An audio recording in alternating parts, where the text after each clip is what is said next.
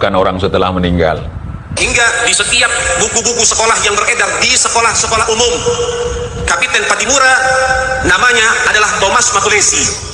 Ya memang iya, Thomas Matulesi namanya, bukan Habib. Kok nama Ahmad kira-kira agamanya apa? Agamanya apa? Ini Thomas, bukan Ahmad. Yang ngasih Ahmad siapa? Agamanya apa? Baik, kalau misalnya namanya Thomas, kira-kira agamanya apa? Permainan sejarah, penipuan, saudara. Alah, kaulah itu pelakunya. Padahal yang berjuang mayoritas adalah kiai, santri, dan orang-orang Islam. Ternyata mereka memiliki penipuan sejarah. Na'udzubillah. Anda harus tahu, santri harus tahu, ini sejarahnya. Beginilah para pejuang-pejuang kita, mereka para ulama kok. Pejuang-pejuang Indonesia para ulama, tapi kenapa saat ini malah apa? Ulama dimusuhi, ulama dibenci, ulama diteror, ulama diintimidasi, ulama.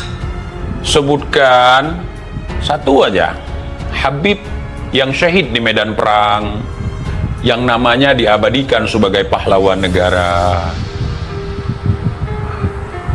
Ingat, yang diabadikan sebagai pahlawan negara yang syahid di medan perang, yang memimpin perang, bukan yang ngarang lagu, bukan yang ngarang cerita. Tolong.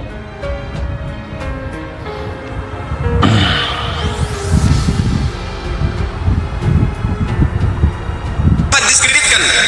Ada apa dengan negara ini? Jangan-jangan PKI sudah menyusup, saudara. Jangan dulu. Jangan. What? Indonesia tanah air beta, pusaka abadi nan jaya. Kiai Haji Agus Salim. Kemudian di Bekasi ada Kiai Haji Nur Ali. Yang mana Kiai Haji Nur Ali ini seorang ulama besar di Bekasi, punya pondok pesantren. Beliau memimpin pondok pesantren yang bernama At-Taqwa.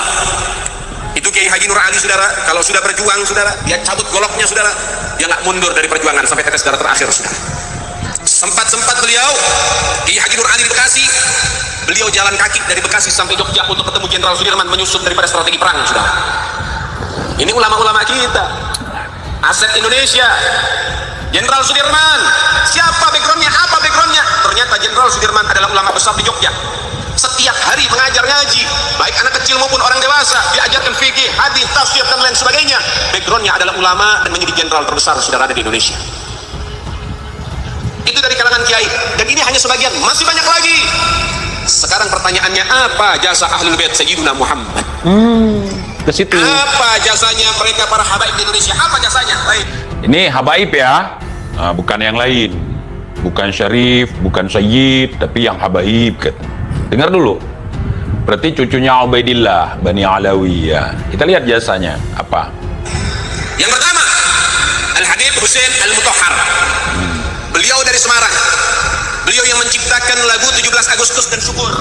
Oh, beliau pencipta lagu ya. Lanjut. Beliau adalah bapak pramuka yang menciptakan pramuka, Al-Habib Husain Al-Mutahhar. Ya. Dan Anda harus tahu, ketika rumah Soekarno dikepung, di situ ada Habib Husain Al-Mutahhar, dan Belanda mencari bendera merah putih yang sudah dibuat untuk dibakar. Oh, itu bukan, itu hoax. Hoax. Itu bukan beliau. Kita tahu sejarah kok.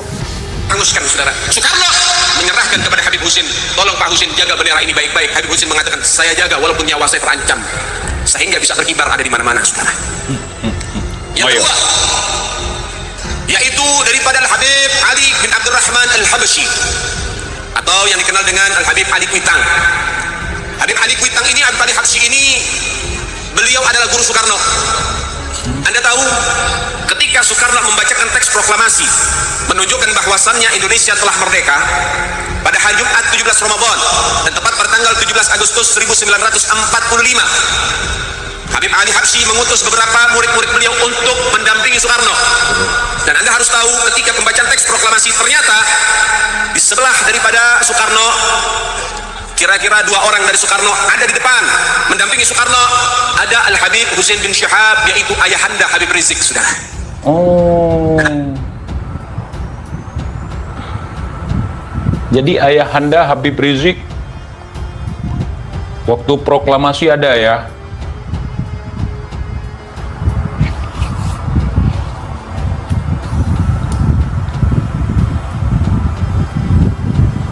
Oke. Kita tahu muridnya Habib Ali Kuitang menyampaikan kepada gurunya pada hari Jumat selepas sholat Jumat mengatakan, Habib, Indonesia telah merdeka. Maka Habib Ali Al-Habsyi beliau mengambil mic dan memberikan daripada informasi dan menyatakan fatwanya. Beliau mengatakan, mulai detik ini, mulai saat ini, pasang di rumah-rumah kalian dan tinggikan bendera merah putih. Indonesia telah merdeka, sebarkan. Ampun saudara, itulah mereka. Tapi yang berjasa malah nama Acehnya dia sendiri yang membuang. Kenapa? Dia nggak mau memamerkan itu. Ahmad Subarjo itu yang berperan penting dalam membantu menyiapkan proklamasi. Ahmad Subarjo itu bapaknya orang Aceh. Nama aslinya Teku Abdul Manaf. Coba cek Wikipedia, ada itu Ahmad Subarjo. Ibunya orang Jawa. Bukan Habib dia ya, Ahmad Subarjo.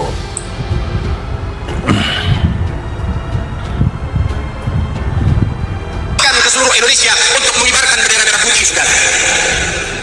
Itu fatwa dari Habib Ali Kuitang, saudara.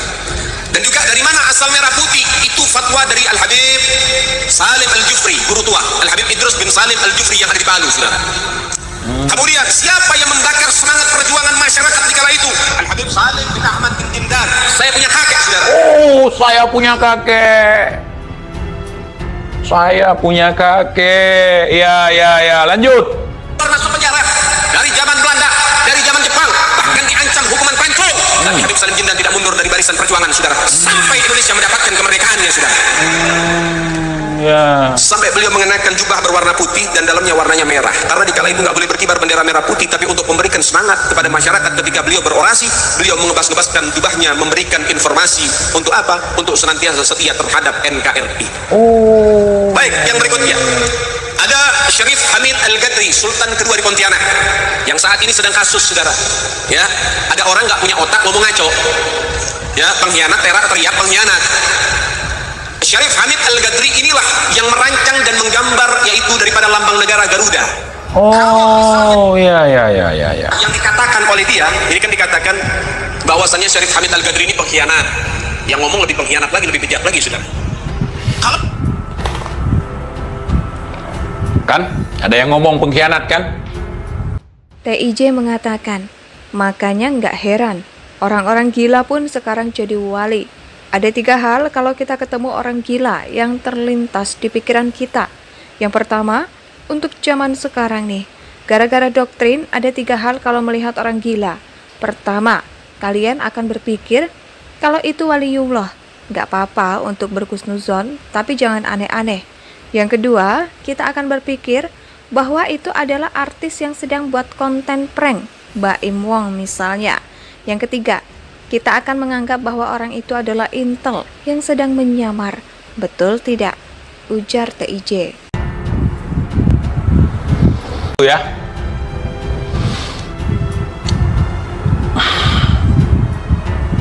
Semua wilayah yang ada di Nusantara bisa dikuasai oleh Belanda. Yang terakhir, memberikan kedaulatannya kepada Belanda adalah Yogyakarta. Indonesia sejak dulu kala tetap dipuja-puja bangsa.